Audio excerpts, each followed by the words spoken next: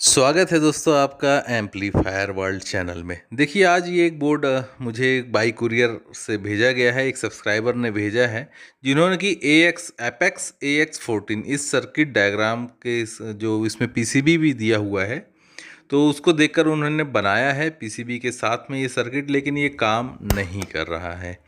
और इसके पहले भी व्हाट्सएप पर काफ़ी कम्युनिकेशंस हुए उनके साथ इस बोर्ड को रिपेयर करने के संबंध में। तो जितनी पॉसिबिलिटीज़ थी वो मैंने उन सबको बता दी, उनको बता दी कि ये सब चेंज कर लिए। उन्होंने लगभग सभी ट्रांजिस्टर, इवन हर एक कंपोनेंट्स को दोबारा चेक करके लगाया। सभी कंपोनेंट्स चालू हैं इस बोर्ड में। और मैं आपको बता दूं कि इस बोर्ड में कोई भी कंपोनेंट्स का फेल्यूर नहीं है, सभी कंपोनेंट्स सही हैं और कोई गलत कंपोनेंट्स भी नहीं है। ऐसा भी नहीं है कि कोई कंपोनेंट का पिन मैचिंग गलत हो, या जो रेडीमेड कंपोनेंट्स आते हैं, जो परचेस किए हुए कंपोनेंट्स हैं, उनमें पिन कॉन्फ़िगरेशन भी गलत हो, ऐसा कुछ भी नहीं है। ये बोर्ड बिल्कुल मतलब सही तरीके से बना है, लेकिन उसके बाद भी ये बोर्ड चालू नहीं हुआ। तो उसके बाद रह क्या जाता है, उसके बाद बात आती है कि क्या इसका सर्किट डायग्राम सही है। तो देखिए उन्होंने पूरा मार्कर पेन से इसके ऊपर सब कुछ एक एक कंपोनेंट्स की मार्किंग लिख रखी है, ताकि कंपोनेंट्स लगाते समय भी कोई गलती ना हो। जो कि बहुत सही तरीके से उन्होंने इसके सभी कंपोनेंट्स लगाए, कोई गलती नहीं है।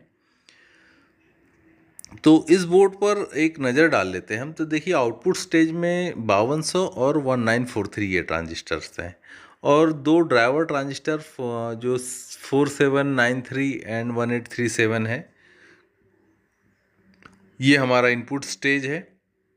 इनपुट स्टेज में ये 5401 ये लगे हुए हैं, और बिल्कुल हीट सिंक के सेंटर में एक BD139 है जो बायस ट्रांजिस्टर है।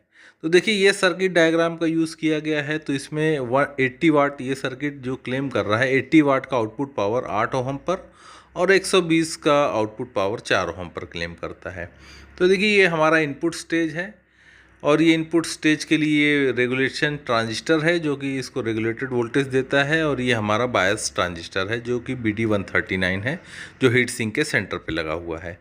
यहाँ पर एक और ये दो डायोड आपको दिखाई दे रहे होंगे। बहुत से एम्पलीफायर सर्किट में ये डायोड होते हैं और कुछ में नहीं भी होते हैं। तो चलिए मैं आपको आज बताऊंगा ये डायोड का क्या रोल है, तो साथ में बने रहिए। एंड चैनल सब्सक्राइब नहीं किया है तो कर लीजिए।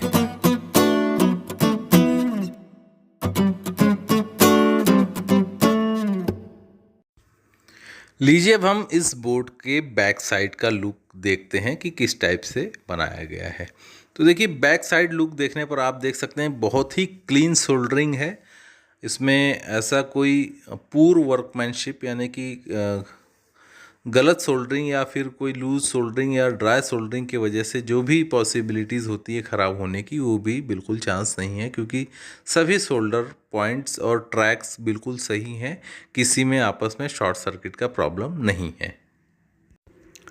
दोस्तों 100 वाट के लिए किसी भी एम्पलीफायर में इतने सारे कंपोनेंट्स लगाकर सर्किट बनाना थोड़ा मुश्किल होता है, और बहुत कम सब्सक्राइबर ऐसे इस बोर्ड को बनाना पसंद करते हैं जिसमें इतने सारे कंपोनेंट्स लगे और आउटपुट पावर केवल 100 वाट हो। दोस्तों इस सर्किट के काम नहीं करने का कारण ये है कि इस सर्किट डायग्राम में ही फॉल्ट है। तो चलिए उसको डिटेक्ट करते हैं। तो देखिए यहाँ पर है सिग्नल ग्राउंड और ये है पावर ग्राउंड। एक नॉर्मल एम्पलीफायर में सिग्नल ग्राउंड और पावर ग्राउंड को आपस में डायरेक्टली जोड़ दिया जाता है, लेकिन इसमें यहाँ पर देखिए आइसोलेट किया गया है।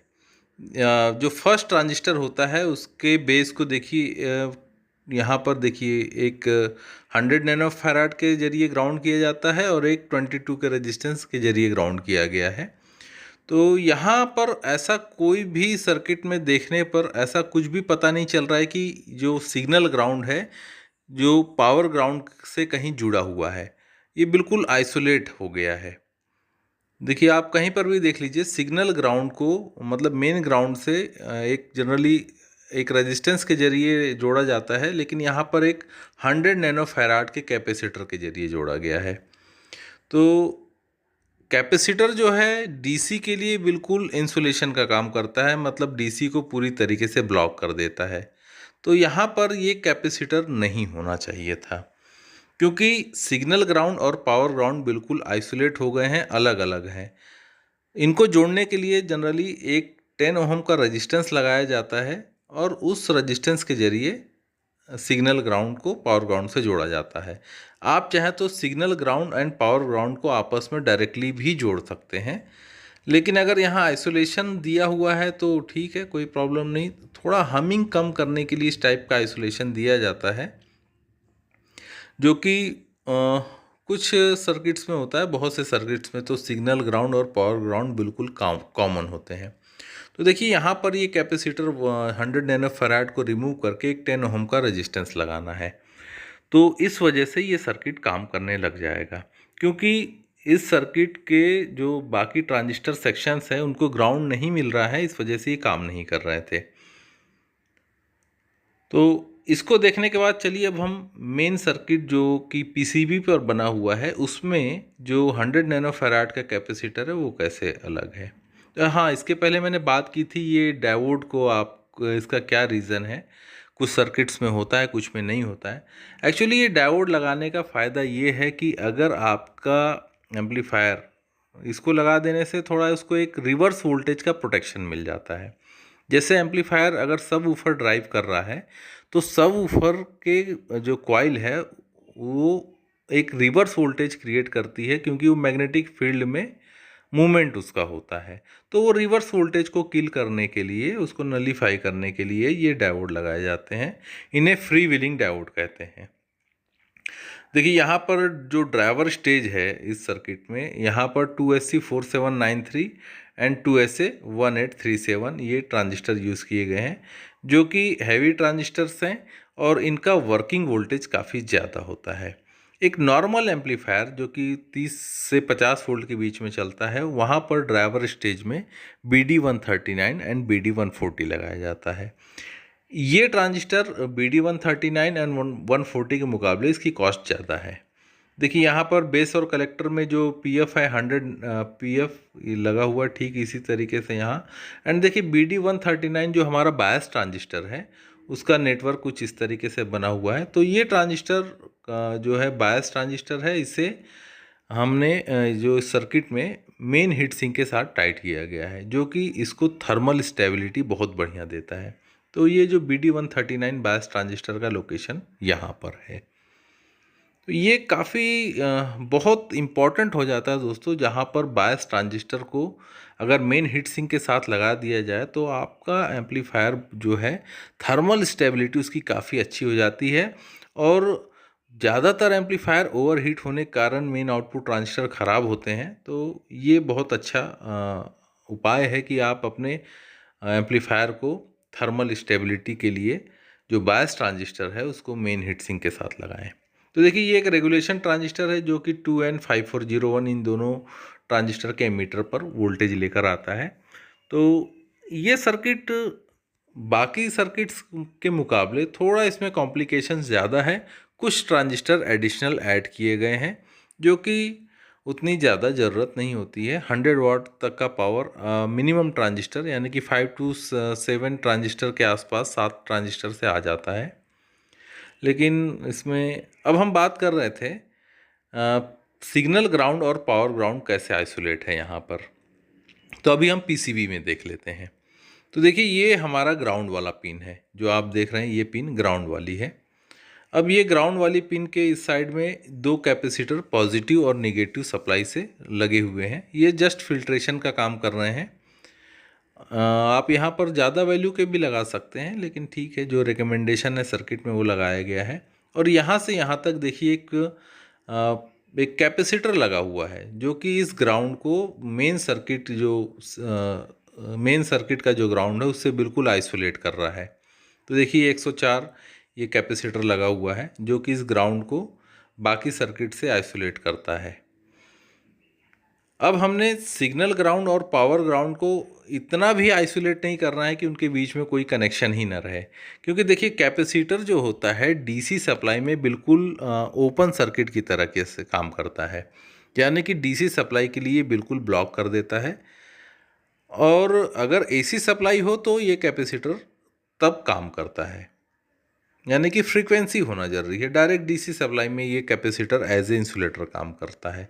तो यहाँ पर वही हो गया, ये एक इंसुलेटर लग गया सिग्नल ग्राउंड और पावर ग्राउंड के बीच में, इस वजह से ये सर्किट काम नहीं कर रहा है। तो इसके लिए हम, जैसे कि हमने डिस्कस किया, यहाँ रजिस्टेंस होना चाहिए। अब हम इस सर्किट्स में से ये कैपेसिटर को रिमूव करेंगे और यहाँ पर एक 10 ओहम का रजिस्टेंस लगा देंगे। 10 ओहम आप हाफ वाट में भी लगा सकते हैं या क्वार्टर वाट में भी लगा सकते हैं।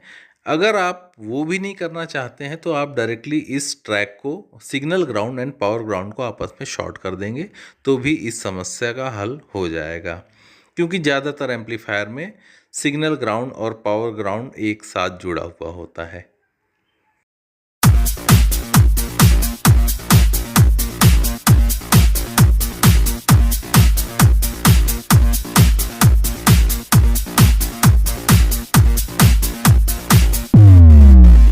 तो फ्रेंड्स, यहाँ पर अभी हमने वो कैपेसिटर रिमूव करके रेजिस्टेंस लगा दिया है और इस सर्किट को अब पावर अप करेंगे।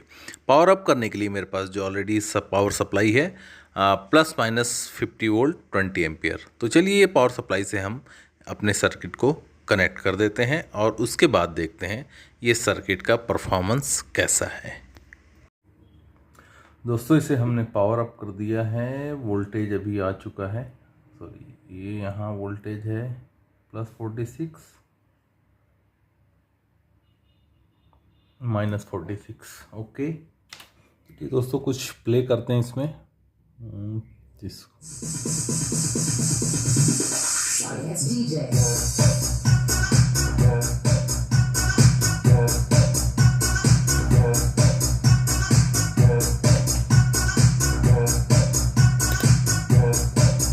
स्पीकर पर वोल्टेज देखते हैं।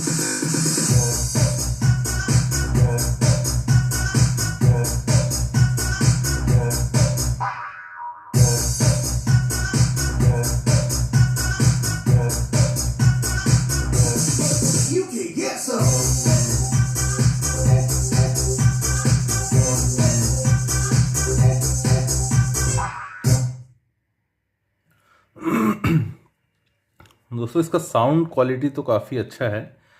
कुछ और इसमें प्ले करके देखते हैं।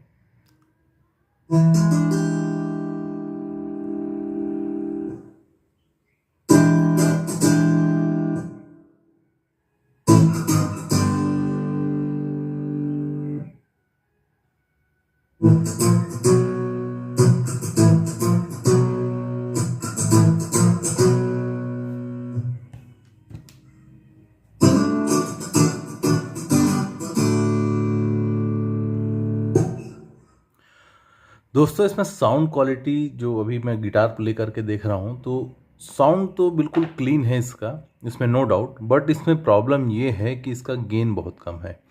हो सकता है शायद इसके साथ कोई ऑडियो मिक्सर जुड़ जाए या फिर कोई बास ट्रेबल ऐसा जुड़ जाए जो इसका गेन इम्प्रूवमेंट कर सके, तो ये सर्किट काफ़ी अच्छा काम करेगा। तो इसका बायस वोल्टेज एक बार हम लोग मेज़रमेंट कर लेते हैं। तो एक ग्राउंड पर पिन रखेंगे और इस ट्रांजिस्टर के कलेक्टर पर हमें बायस वोल्टेज मिलता है जो कि 0.85 है, जो कि काफ़ी अच्छा वोल्टेज मैं कहूँगा कि एक्चुअली 0.6 के बाद साउंड की क्वालिटी मतलब इम्प्रूवमेंट होना शुरू होती है और एक आइडियल सेटिंग जो होती है 0.7 वोल्ट होती है। लेकिन अगर हम 0.7 वोल्ट से थोड़ा आगे बढ़ जाएं, यानी कि 0.8 के करीब आते हैं, तो साउंड की क्वालिटी और अच्छी इम्प्रूवमेंट होती है, बट मेन आउटपुट ट्रांजिस्टर भी थोड़ा हीट होना शुरू हो जाते हैं। तो इसमें तो फ़िलहाल उतना हीटिंग का इशू नहीं है, क्योंकि मैं 8 ओम स्पीकर का यूज़ कर रहा हूँ। और इसमें ख़ास बात यह है कि अगर ये मेन आउटपुट हीट सिंक ज़्यादा हीट होती है तो ये जो ट्रांजिस्टर है मेन हीट सिंक पर टाइट है और ये ऑटोमेटिकली ही जो अभी 0.8 वोल्ट है वो उसको कम कर देगा। जैसे जैसे ये हीट होगा इसका कंडक्शन बढ़ेगा और कंडक्शन बढ़ने की वजह से इसका जो बायस वोल्टेज है वो कम होता चला जाएगा। तो ज़्यादा हीट होने पे ऑटोमेटिकली ये 0.7 वोल्ट तक बायस वोल्टेज आ जाता है। अभी की कंडीशन में हीट सिंक ठंडा है, इसीलिए 0.8 वोल्ट जो आ रहा है ये सही है।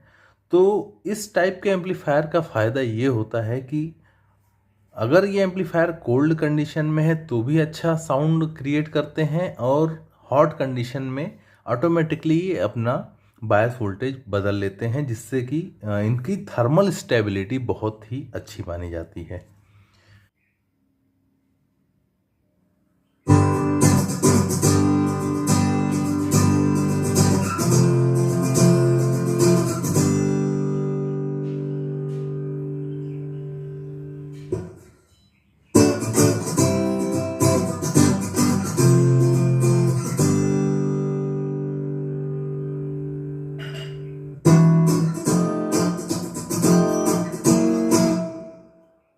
तो दोस्तों, आपको ये वीडियो कैसा लगा, इस बारे में आप कमेंट बॉक्स में लिखकर मुझे बता सकते हैं, और हम लोग जल्द ही मिलेंगे किसी अगले वीडियो में।